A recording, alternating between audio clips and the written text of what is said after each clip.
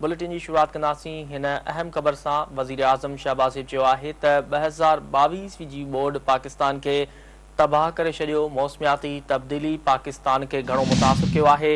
माहौलियाती तब्दीली लैंडस्केप तब्दील करे छॾियो। वज़ीर आज़म शहबाज़ शरीफ़ जो चवणु हो त पाकिस्तान माहौलियाती तब्दीली सबबि सभ खां वधीक मुतासिर थियो। ज़हरीली गैस ख़ारिज करण में पाकिस्तान जो को बि हिसो नाहे। वज़ीर आज़म जो चवणु हो त कोरोना वायरस ऐं मौसमियाती तब्दीली ज़मीनी हालतूं तब्दील करे छॾियूं आहिनि।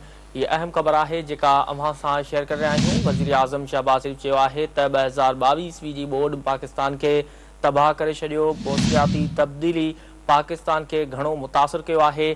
माहौलियाती तब्दीली लैंडस्केप तब्दील करे छॾियो। वज़ीर आज़म शहबाज़ शरीफ़ जो चवणु हो त पाकिस्तान माहौलियाती तब्दीली सबबि सभ खां वधीक मुतासिर थियो। ज़हरीली गैस ख़ारिज करण में पाकिस्तान जो को बि हिसो नाहे।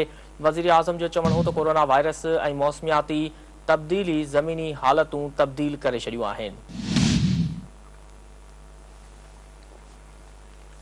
अहम ख़बर खां वाक़िया आगाह करे रहिया आहियूं। वज़ीर आज़म शहबाज़ शरीफ़ चयो आहे त 2022 जी बोर्ड पाकिस्तान खे तबाह करे छॾियो। मौसमियाती तब्दीली पाकिस्तान खे घणो मुतासिर कयो आहे। माहौलियाती तब्दीली लैंडस्केप तब्दील करे छॾियो।